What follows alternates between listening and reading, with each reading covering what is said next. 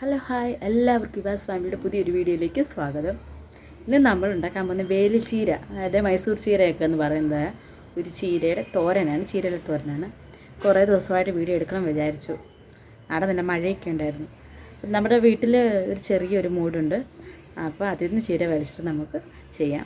നമുക്ക് അതൊക്കെ എന്തെന്ന് നോക്കാം. ഓക്കെ ബാ. ഇതാണ് നമ്മുടെ വീട്ടിലെ ചീര, കുറേ ആയി വലിച്ചിട്ട്. അപ്പോൾ ഇതിന് നമുക്കിതിൻ്റെയൊക്കെ ഇളം തണ്ടാണ് നല്ലത് കേട്ടോ, അധികം കട്ടിയില്ലാത്ത തണ്ട് നമുക്കെടുക്കാം. പിന്നെ ഒരുപാട് മൂക്കാത്ത ഇലയും എടുക്കാം. അപ്പോൾ ഇതൊക്കെ നമുക്ക് ഒടിച്ചെടുക്കാം. ഗൈസ് ഇതാ നമ്മൾ ചീര പറിച്ചു. ഗൈസ് ഇതാ നമ്മുടെ ചീര കുറച്ച് കയ്യിലുള്ളൂ കേട്ടോ. ഇപ്പോൾ ഇത് നമുക്കൊന്ന് കഴുകണം. കഴുകിയിട്ട് നമുക്കിതൊന്ന് അരിഞ്ഞെടുക്കാം. കുറച്ചേ ഉള്ളൂ, ബാക്കിയൊക്കെ മൂത്ത് പോയി. ചീരച്ചെടി നമ്മൾ ചതച്ചു, ഇലയെല്ലാം മൂത്തുപോയി. അപ്പോൾ തണ്ട് മാത്രം എടുത്തു. നമ്മുടെ കയ്യിലുണ്ടായിരുന്ന ചീര നമ്മൾ കഴുകി എന്നിട്ട് ഇങ്ങനെ ചെറുതായിട്ട് അരിഞ്ഞെടുത്തിട്ടുണ്ട്. ചെറിയതായിട്ട് അരിഞ്ഞെടുക്കണം കേട്ടോ.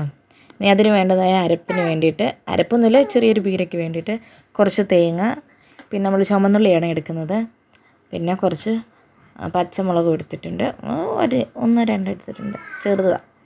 പിന്നെ അതെല്ലാം കൂടെ നമ്മൾ നന്നായിട്ട് മിക്സ് ചെയ്യുക. നമ്മൾ കൈ വെച്ച് തന്നെ ഒന്ന് ഞെരടി എടുത്താൽ മതി.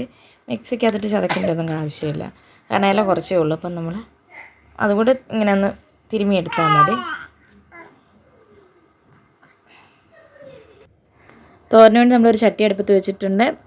അതിലേക്ക് എണ്ണ ഒഴിച്ചു. എണ്ണ ചൂടായി കഴിഞ്ഞിട്ട് നമുക്ക് കടുകിടാം.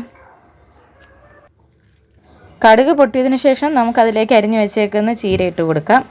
ചീര ഒന്ന് ഇളക്കി വഴറ്റിയെടുക്കുക. ഒരുപാട് മൂപ്പിക്കുകയൊന്നും വേണ്ട, ജസ്റ്റ് ഒന്ന് വഴറ്റി ഒന്ന് ഒതുങ്ങിയാൽ മതി. എന്നിട്ട് നമ്മൾ അതിൻ്റെ നടുക്കായിട്ട് തിരുമ്മി വെച്ചേക്കുന്ന പീര ഇട്ട് കൊടുക്കുക. എന്നിട്ട് അതിലേക്ക് കുറച്ച് മഞ്ഞൾപ്പൊടി, ഉപ്പ്, ആവശ്യത്തിന് മഞ്ഞൾപ്പൊടി, ഉപ്പ് ഇടുക. എന്നിട്ടൊന്ന് ഇളക്കി കുറച്ച് വെള്ളം ഒഴിച്ച്, ആവശ്യത്തിന് വേകാനുള്ള വെള്ളം ഒഴിക്കുക. എന്നിട്ട് അടച്ചു വെച്ച് നന്നായിട്ട് വേവിച്ചെടുക്കുക. ഇപ്പോൾ തോരൻ ഇവിടെ റെഡി ആയിട്ടുണ്ട്. വെള്ളമൊക്കെ പറ്റി നല്ല സൂപ്പറായി. നമുക്കൊരു പ്ലേറ്റിലോട്ട് മാറ്റാം. അപ്പോൾ നമ്മുടെ ചീരത്തോരൻ ഇവിടെ റെഡി ആയിട്ടുണ്ട്. നമുക്കൊന്ന് കഴിച്ച് നോക്കാം എങ്ങനെയുണ്ടെന്ന്. ചൂടുണ്ട്.